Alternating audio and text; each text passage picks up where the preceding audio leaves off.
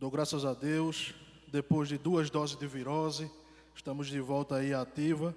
Quero agradecer ao meu Deus por essa rica oportunidade que o Senhor tem nos dado de estar junto com os irmãos, sendo edificados e aprendendo pela palavra.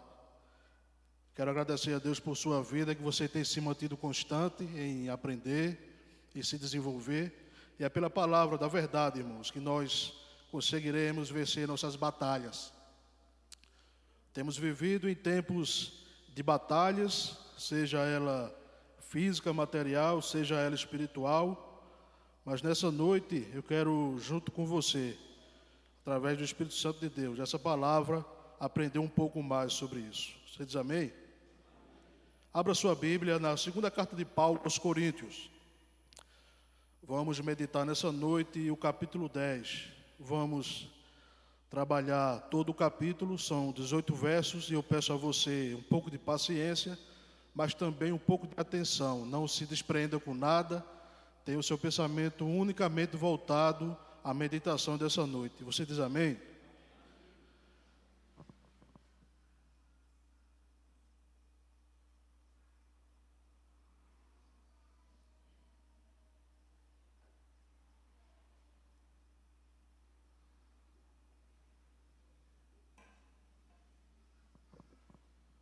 Todos encontraram? Segunda carta de Paulo aos Coríntios, capítulo 10, versos 1 em diante, minha versão diz assim: Eu mesmo, Paulo, vos rogo pela mansidão e benignidade de Cristo, eu que, na verdade, quando presente entre vós, sou humilde, mas quando ausente, ousado para convosco. Sim, eu vos rogo que não tenha de ser ousado quando presente, servindo-me daquela firmeza com que penso devo tratar alguns, que nos julgam como se andássemos em disposições de mundano proceder.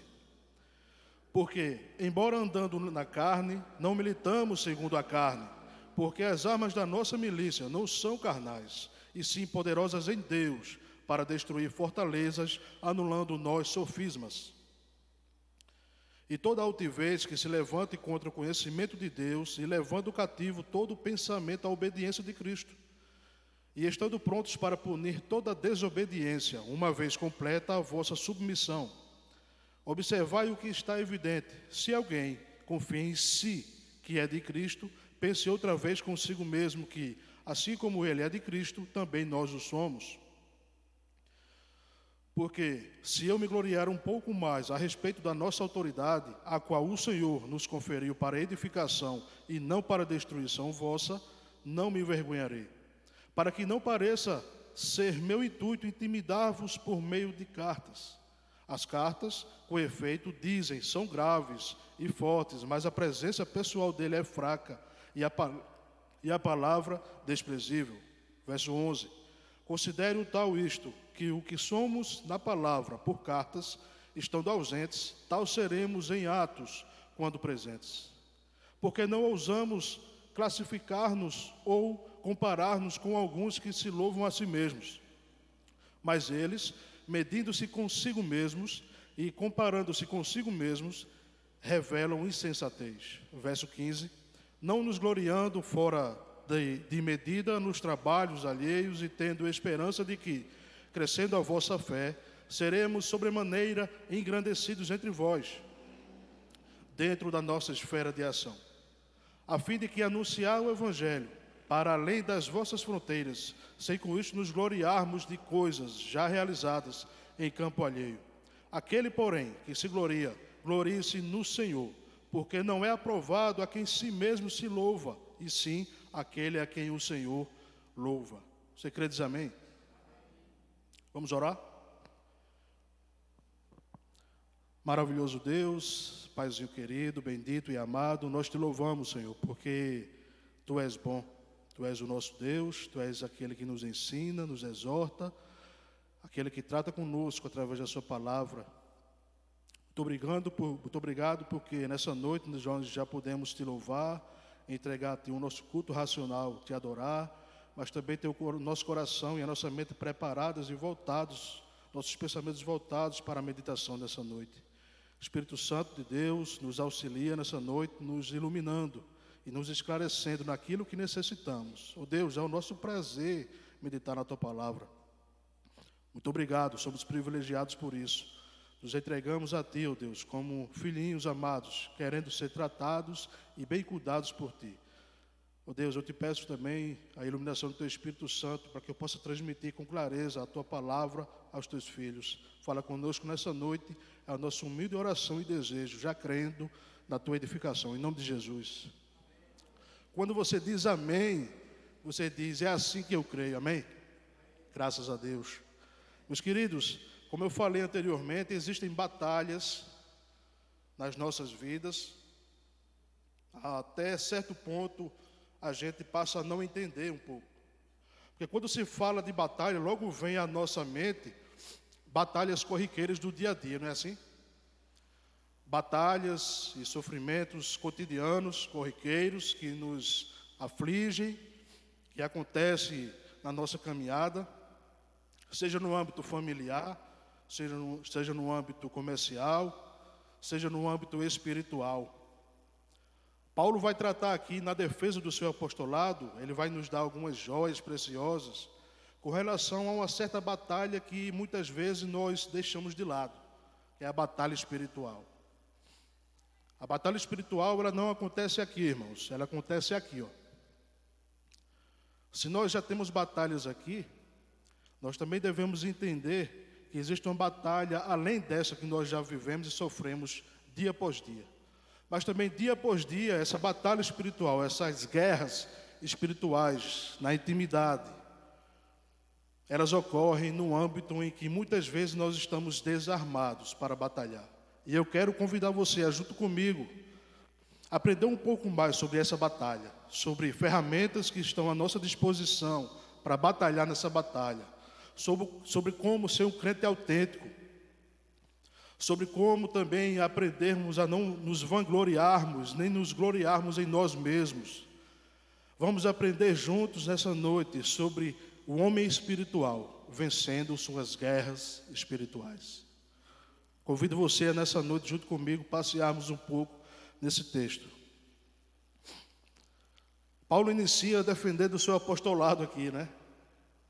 Saímos de um assunto, o pastor Marcos ministrou, né, nas últimas duas ministrações, e agora Paulo meio que dá uma guinada, uma mudada de chave, e ele diz, olha, agora eu preciso conversar com vocês sobre um certo tipo de assunto que é um pouco complicado. Paulo, meus queridos, para a gente se situar bem, estava sendo acusado por alguns falsos apóstolos que estavam manipulando falsas ideias na vida dos crentes de Corinto, estavam se adentrando naquela igreja, no meio dos crentes, e assim colocando e enxertando suas falsas doutrinas nos pensamentos, na mente daqueles crentes de Corinto. E também esses falsos apóstolos, juntamente com aqueles crentes enganados e por conta disso desobedientes, estavam questionando Paulo acerca de alguns critérios que a gente vai ler nessa noite aqui. Eles acusavam Paulo de ser um crente duas caras, de ser um líder que não tinha presença, firmeza, que a sua firmeza era só por carta, mas quando estava presente era um gatinho. Dizem que a sua presença física aparente era desprezível, mas também acusavam ele de enganar, de proceder de forma mundana, de tratar o seu ministério de forma mundana.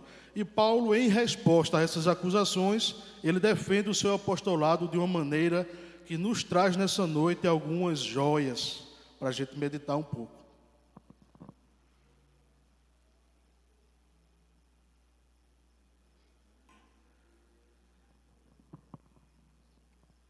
Então Paulo inicia no verso 1 dizendo assim, ó, eu mesmo Paulo vos rogo pela mansidão e benignidade de Cristo. Talvez eles pensassem que Paulo fosse começar essa defesa do seu ministério apostólico falando sobre ele mesmo. Talvez eles pensassem que Paulo chegasse com tanta severidade que dissesse, olha, vocês estão mentindo contra mim. Mas Paulo não diz que eles estão mentindo. Paulo tenta voltar a cativar o pensamento deles, a lembrá-los, lembre-se que são crentes, viu? Essa carta é para os crentes da igreja de Corinto. a voltar o pensamento para a verdade, que era Cristo, o mesmo Cristo que transformou a vida deles através da mensagem de Paulo. Então, olha, o que é que Paulo quer dizer aqui? Olha, eu lembro a vocês e eu rogo a vocês, pela mansidão e benignidade de Cristo, eu que, na verdade, quando presente entre vós, sou humilde, mas quando ausente, eu ousado para convosco. Sim, eu vos rogo que não tenha de ser ousado quando presente, servindo-me daquela firmeza quando penso que devo tratar alguns que nos julgam que andássemos em disposições mundanas, ou conduta mundana. O que é que Paulo quer dizer aqui? Paulo diz, olha, lembram-se de Cristo, que um dia vocês ouviram falar essa verdade e foram salvos. Ele é o meu exemplo de conduta no meio de vocês. E não é porque eu sou manso na presença e firme nas cartas que eu não amo vocês. Que eu sou um crente de duas caras. Que eu sou um líder que anda com proceder mundano. Não, pelo contrário. Eu sou firme com vocês por amor nas cartas, por conta desses problemas que vocês estão tendo. Mas lembre-se que não é porque eu sou firme que eu não sou manso. Muitas pessoas hoje em dia querem se aproveitar do seu líder ou daquele que ministra para dizer, olha, não vejo credibilidade na vida dele, porque por carta ele é firme demais, contundente, radical. Mas presente, quando ele chega, ele é um anjinho, ele não vejo essa firmeza nele. Então, o primeiro questionamento que eles fazem é porque o proceder de Paulo era justamente isso. Não é porque ele era manso que ele não deveria tratar com firmeza, irmãos. Compreende? Muitas vezes aqui nós estamos pegando algumas palavras, a exortar a igreja, a ministrar algo que é forte, mas porém é para tratar a igreja no amor de Cristo. E muitas vezes, hoje em dia, o que acontece? Nós não recebemos isso, porque a própria palavra diz que, a princípio, ela muitas vezes pode ter um tom azedo, mas o fim dela é proveitoso. É como favo de mel, é como joias. Então, a princípio, Paulo começa defendendo justamente isso. Olha, eu trato vocês assim, porque tem algumas pessoas no meio de vocês que precisam ser tratadas, e vocês devem me querer, me ver sempre assim, tratando com firmeza. Mas eu não quero estar no meio de vocês com essa mesma firmeza, porque eu quero estar num ambiente de paz quando estou junto de vocês. Então, antes de eu ir ter com vocês resolvam esse problema. Afaste de vocês, do meio de vocês, esses falsos mestres. Voltem a ter a sua mente cativa no verdadeiro evangelho, na mansidão e na benignidade de Cristo. E eu vou estar com vocês na paz, em harmonia, em alegria, em comunhão.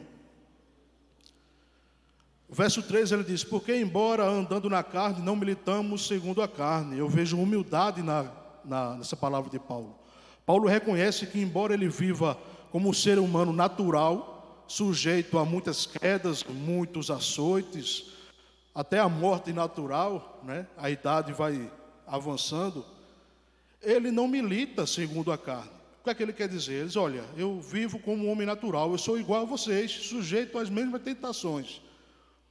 Porém, como esses falsos apóstolos dizem, pelo contrário, eu não milito segundo a carne, em pecado, segundo o sistema pecaminoso. Porque as armas da nossa milícia, verso 4, não são carnais, e sim poderosas em Deus. Ou seja, as armas que Paulo está tratando aqui, vamos ver mais à frente, são as armas espirituais que nos habilitam a ser um crente espiritual. Você quer ser um crente mais espiritual? Você quer ser um crente espiritual? Você vai andar aqui como um ser natural, porém, me lembro da palavra do presbítero Júlio, nós não somos daqui, somos de outra pátria. É assim que Paulo vive. Embora andando na carne, ele não milita segundo os desejos da carne, nem com as armas normais, naturais. Porque as armas da milícia de Paulo, ou seja, da batalha, das guerras, não eram carnais, e sim poderosas em Deus. Deus é quem dispõe essas armas para as nossas vidas, para que a gente possa fazer o quê? Aí eu entro com a primeira lição. Para que servem essas armas? Destruir fortalezas, anulando nós sofismas. Fortalezas aqui, meus queridos, não são fortalezas físicas, mas fortalezas criadas na nossa mente, Lembre-se que eu disse que a pior batalha e é um campo, um território onde o inimigo tenta avançar. É uma batalha por alcançar a nossa mente de forma que venhamos a não compreender ou a desobedecer à verdade. Então essas ferramentas nos habilitam a fazer o quê? Olha, são poderosas em Deus para destruir fortalezas, anulando nós sofismas. Sofismas são falsas ideias, muitas vezes maquiadas de verdade,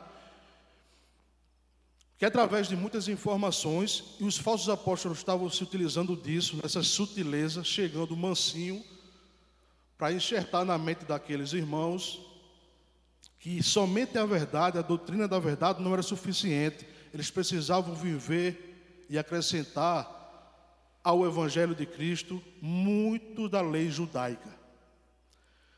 E aqueles crentes estavam com a mente, de certa forma, meio que abalada, meio fraca, e eles começaram a entender aquilo como verdade.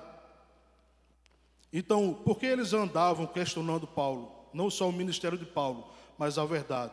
Porque existiam fortalezas que estavam sendo construídas na mente deles, a qual eles não conseguiam enxergar. Então, esses sofismas, ou seja, essas falsas ideias, essas ideias maquiadas de verdade, enxertadas ali de forma minuciosa na verdade, iam criando fortalezas na mente daqueles crentes, e hoje em dia não tem sido diferente, para que eles viessem não mais obedecer à verdade. Já parou para pensar o que tem acontecido hoje em dia muito? Muita gente por aí dizendo que essa palavra tem que ser atualizada. Já ouviu isso? Muitos falsos mestres aí dizendo que essa palavra é muito radical. Não vamos fazer tanto assim. Vamos ou tirar ou pôr alguma coisa aqui, porque ela é muito radical. Já ouviu isso? Eles não enxergam que essas fortalezas estão minando o território da sua mente. Para ilustrar isso, eu me lembro da guerra que está acontecendo hoje. Aquele país que está tentando avançar territorialmente sobre a Ucrânia, como é que ele está fazendo isso? Ele vai avançando cidade por cidade, não é assim? E ele vai enfraquecendo aquele país de tal forma que ele vai alcançando um território maior. Então ele vai se apropriando daquilo de uma forma que ele vai minando as forças daquele país. É assim que essas fortalezas trabalham na nossa mente.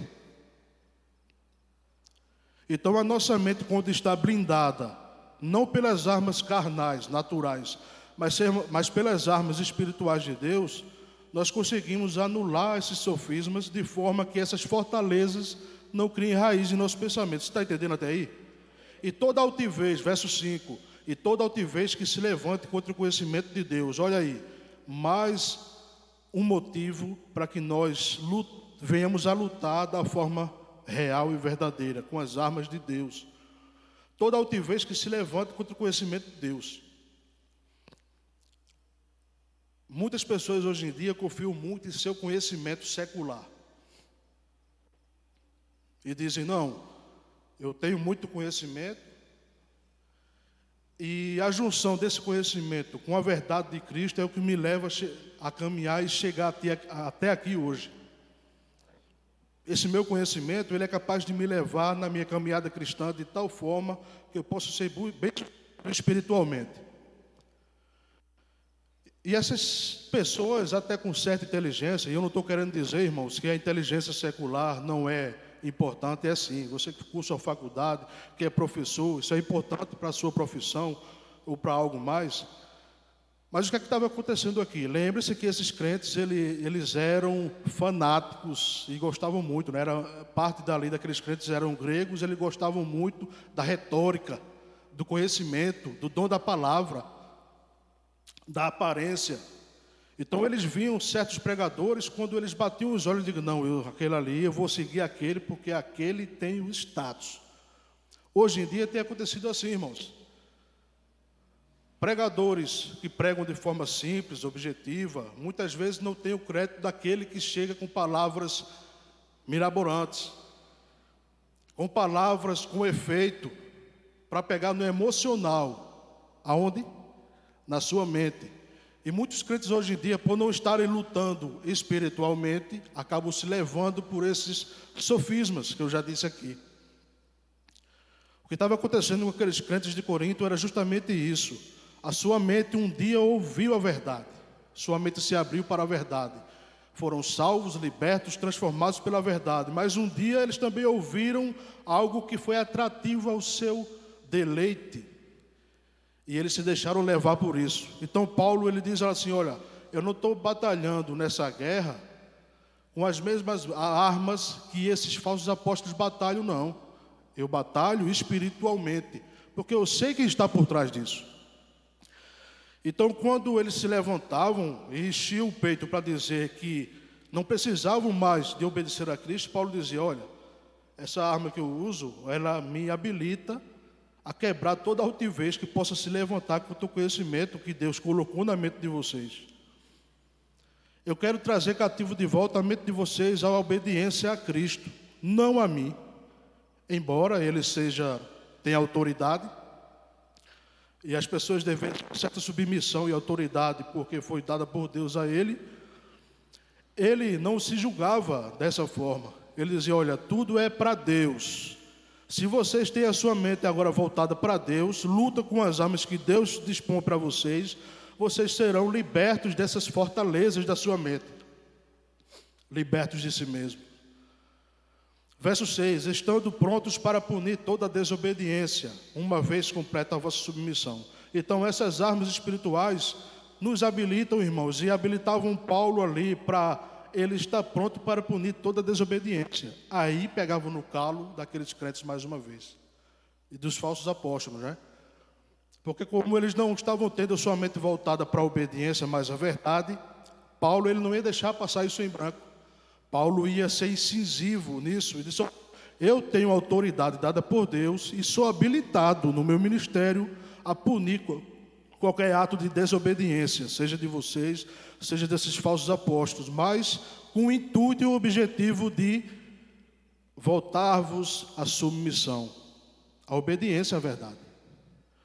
Então, do verso 1 ao verso 6, Paulo faz isso. Ele lembra, olha, embora eu lutando como homem, eu não vivo segundo a carne, o meu desejo. Não milito com o meu conhecimento. Não milito com a minha retórica. Não milito com a minha sabedoria. Mas com a de Cristo. Nós temos a mente de Cristo em nós, irmãos. Mas nós temos que nos assegurar disso. Porque muitos crentes hoje em dia têm se deixado levar por falsas ideologias. Você sabia que tem gente dentro da igreja hoje que ainda diz que certas ideologias que estão surgindo aí estão na Bíblia e a Bíblia defende? Veja só que tipo de conhecimento. Olha a fortaleza que está surgindo na mente de uma pessoa dessa. Mas eu não estou aqui para julgar, irmãos. Digo isso com tristeza, porque hoje em dia muitas pessoas querem militar com o seu próprio conhecimento. E esse tipo de conhecimento não vence batalha espiritual. Somente as armas espirituais são capazes de nos habilitar a batalhar nessa guerra. Que armas são essas? Quero que você abra comigo a carta de Paulo aos Efésios, logo mais à frente aí. 2 aos Coríntios, Gálatas, Efésios, capítulo 6. Verso 10 em diante, fala sobre a armadura de Deus. Você quer lutar uma batalha espiritual com armadura ou sem armadura, irmão? Com armadura, lógico, né? Vamos aprender um pouco sobre essa armadura. Olha o conselho que Paulo dá aos Efésios. Quanto ao mais, sede fortalecidos no Senhor e na força do seu poder, revesti-vos de toda a armadura de Deus, para poder, ou seja, ser habilitados a ficar firmes contra as ciladas do diabo. Tem algo a ver aí, não, irmão? Porque a nossa luta, olha só, não é contra carne nem sangue, e sim contra os principados, olha o que está por trás, e potestades contra os dominadores desse mundo tenebroso, contra as forças espirituais do mal, nas regiões celestiais.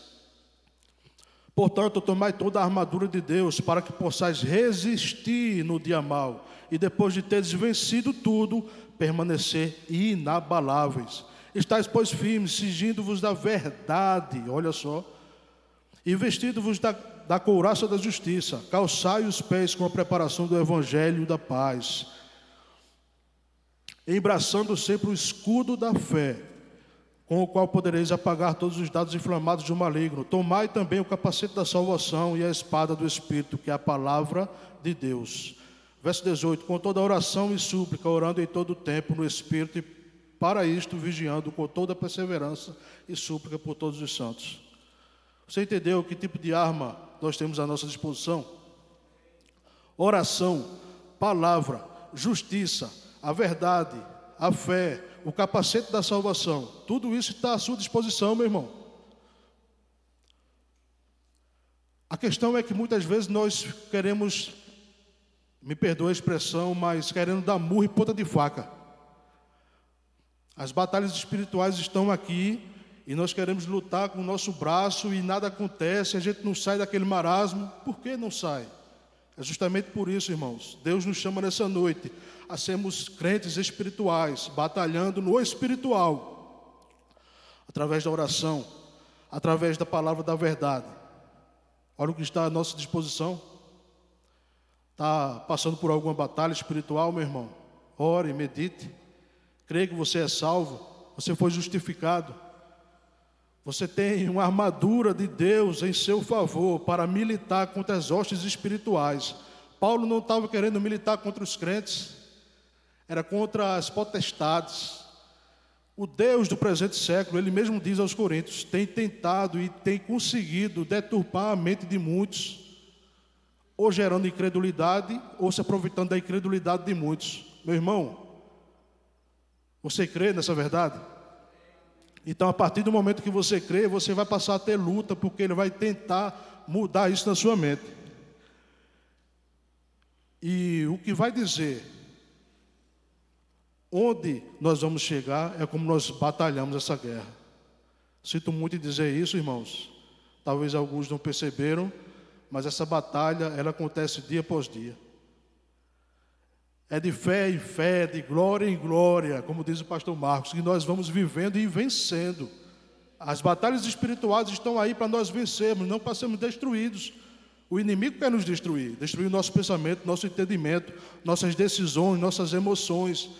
Ele quer cativar nossa mente para ele, porém Cristo nos assegura com essas armas. Eu convido você nessa noite a ser mais espiritual, assim como Paulo ensina nessa carta.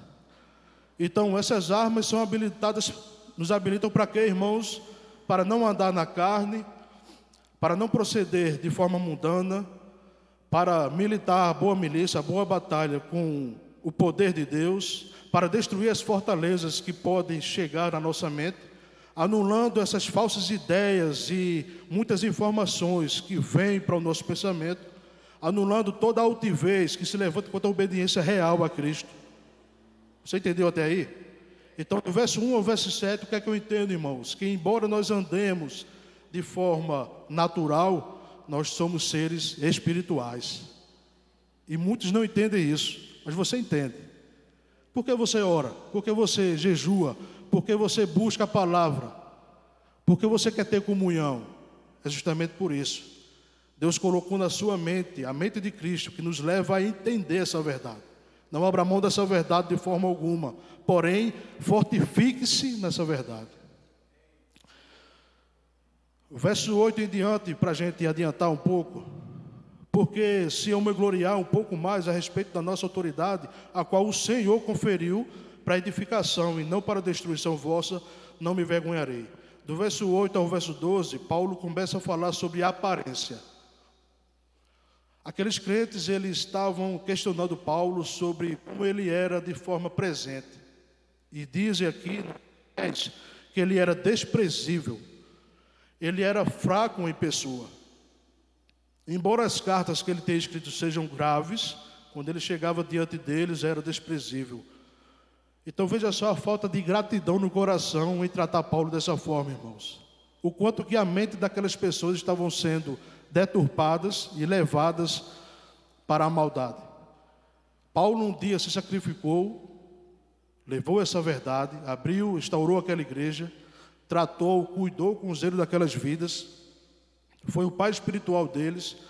Eles tiveram a sua vida transformada, que dá autenticidade ao ministério de Paulo. Eles conheceram a verdade, foram transformados e chegam ao ponto de se deixar enganar e chamar o seu líder, o seu pastor, o seu pai espiritual de desprezível.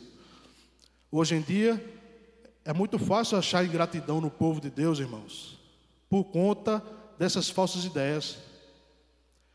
A verdade, muitas vezes, irmãos, é bom a gente refletir sobre isso. Para muitos, hoje em dia, não tem sido mais suficiente. Sim, na vida dos coríntios, e tem sido assim para muitas pessoas hoje. Não reconhecem mais a autoridade dos seus líderes, não reconhecem mais o poder da verdade, buscam apenas o filtrar, o julgar pela aparência. Porque o que é que eles faziam, irmãos? Eles olhavam, batiam o olho em alguém ou ouviam alguma coisa e já diziam: não, esse aí é de Deus, eu sou de Cristo. Eu sou presunçoso bastante, mas eu sou de Cristo. Aquilo ali é, aquilo não é, aquilo ali é mais ou menos. Então veja o filtro que era usado na vida daqueles crentes. Bom, o meu filtro, o seu filtro é a verdade, é pela palavra. O que é que a palavra diz? Nós conhecemos outro crente através dos frutos. O que é que ele gera? Nós seremos reconhecidos como discípulos de Cristo, como gerarmos, como dermos muitos frutos para o reino, fruto de vida. Esses crentes não estavam olhando para isso, eles queriam olhar o que a cobiça deles insinuava. Então o filtro deles não era a verdade, o filtro deles era comparar consigo mesmo. E o que é que eles diziam? Considere o tal isto, que o que somos na palavra, Paulo falando, por cartas, estando ausentes, tal seremos quando presentes. O que é que Paulo quer dizer aqui? Ele diz: olha, com a mesma firmeza que vocês dizem que eu trato com vocês nas cartas, eu vou ter que tratar, se vocês continuarem assim, presentes realmente, com firmeza, com rigidez, mas pela palavra da verdade, porque vocês estão me julgando desprezível e fraco, se esquecendo da verdade que um dia vocês aceitaram. Sabe de uma coisa, irmãos? Eu entendo que Paulo é humilde bastante para reconhecer que a autoridade não via dele, estava nele. O poder não era dele, estava nele. A verdade não era ele, era Cristo na vida dele.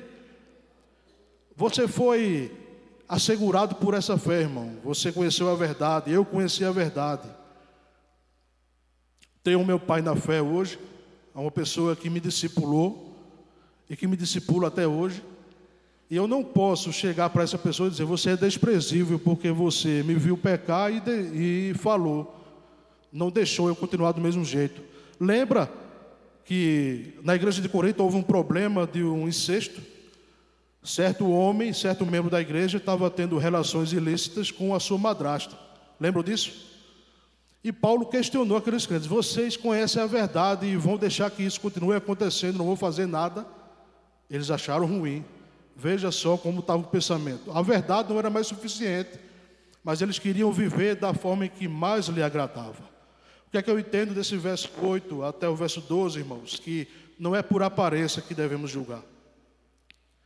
Muito pelo contrário, o filtro é a verdade, é a palavra. Se a palavra testifica que alguém tem autoridade sobre mim, sobre você, siga em submissão. Não seja ingrato. Tenha gratidão a Deus e àquela pessoa que te discipulou. Se ela luta pela verdade, siga essa pessoa. Se não, caia fora. Hoje nós temos acesso a tanta informação, irmãos. Damos um clique, temos muitas informações. E junto dessas informações nós nos alimentamos muitas vezes de certas coisinhas que vão minando e ganhando território da nossa mente. Esses crentes eram assim. Toda e qualquer informação que chegasse, eles se alimentavam. Hoje em dia não tem sido diferente. A verdade não tem sido mais suficiente. Mas eu digo para você nessa noite: seja grato pela pessoa que Deus levantou para te discipular. Reconheça a autoridade que essa pessoa tem em Deus, não nela mesma. E não o julgue pela aparência, para que você não seja julgado da mesma forma. Versos 13 em diante, Paulo fala sobre a real forma e a forma certa de gloriar-se. Que é isso, irmão? Tu está equivocado, Kitts. Gloriar-se. Existe uma forma de gloriar-se correta? Tem sim. Sabe qual é, irmãos? Verso 13. Nós, porém, não nos gloriaremos sem medida, mas respeitamos o limite da esfera da ação que Deus nos demarcou e que se estende até vós. Porque não ultrapassamos nossos limites, ou seja, cada um no seu quadrado. Paulo, ele não pescava em aquário, porém os falsos apóstolos, eles chegavam onde já tinha crente. Perceberam? Então Paulo, ele reconhecia que a autoridade dele não era para destruição, mas ela tinha limite. Deus estabeleceu limite. Lembra da vez, e aí eu vejo a humildade tremenda em Paulo. Paulo diz: conheci certo homem que foi arrebatado até o terceiro céu. Veja a humildade. Ele não disse, foi eu. Ele não disse. Veja o tamanho da autoridade de alguém, de se reduzir à humildade para reconhecer que existem limites no apostolado dele. Existem limites que nós devemos percorrer na vontade de Deus, irmãos. Verso 15, não nos gloriamos fora da medida, nos trabalhos alheios, ou seja, ele não pesca em aquário, ele se gloria em quem? Em Deus, e naquilo que Deus permitiu em seu alcance. Seremos sobremaneira engrandecidos entre vós, dentro da vossa esfera de ação, a fim de anunciar o Evangelho para além das vossas fronteiras. Paulo, para ir pregar e abrir outra igreja, no roteiro que ele tinha, ele primeiro tinha que resolver os problemas.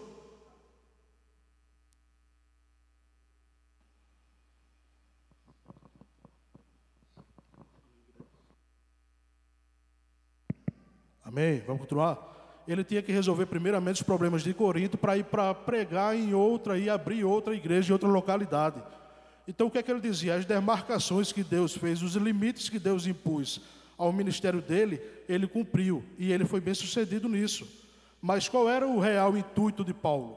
Era fazer com que o evangelho fosse anunciado, resolveria o problema de Corinto e passasse a anunciar a outras vidas.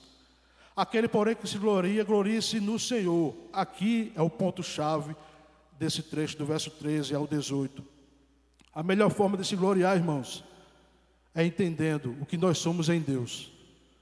Não o que temos, ferramentas carnais, ferramentas de sabedoria, de retórica. Não, mas as ferramentas que Deus nos dá. Porque não é sobre nós, o Evangelho é sobre Cristo. Então, quando você se gloriar de alguma coisa, irmão, glorie-se em Deus por aquilo que Ele fez em você e através de você. Você diz amém? Porque não é aprovado quem a si mesmo se louva, como eles estavam se louvando. Assim aquele a quem o Senhor louva. Deus quer te aprovar, irmão. E para isso acontecer, Ele vai permitir certas coisas na sua vida, por você simplesmente ser crente. Você vai ter batalhas espirituais, mas você é mais que vencedor, irmão. Porque você tem a seu dispor as ferramentas necessárias. Fique de pé em nome de Jesus. Antes de terminar, eu não queria deixar de fazer essa reflexão com você. Diante de tudo isso que a gente aprendeu nessa noite, vale a pena ser mais espiritual? Deus nos chama hoje para um compromisso maior. A gente não pode sair daqui e viver a mesma vida que vivemos até meia hora atrás ou 5 horas atrás. Não. Vamos sair daqui edificados e transformados pelo poder dessa palavra, mais espirituais, lutando da forma certa, preservando a nossa mente cativa à obediência somente a Cristo, não andando de forma carnal, mas habilitados com essas ferramentas de Deus. Tome a sua armadura nessa noite, para que você possa militar nessas batalhas, nessa guerra espiritual que você tem passado, meu irmão. Você nessa noite aprendeu que você pode se utilizar dessas ferramentas. Ferramentas de ataque e de defesa, escudo da fé e a espada de 2 gumes. Estão à sua disposição para que você lute essa batalha. Para encerrar, para ilustrar isso, não quero me demorar mais, mas eu estava me lembrando hoje à tarde, meditando sobre um trecho de uma música de Ludmilla Feber. Em tempos de guerra, nunca pare de lutar. Em tempos de guerra, não baixe a guarda. Meu irmão, não baixe a guarda. Não pare de lutar. É daqui até a eternidade a sua luta, a sua batalha espiritual. E Deus há de nos preservar, íntegros, autênticos, pelejando sempre essa batalha espiritual. Que Deus os abençoe em nome de Jesus.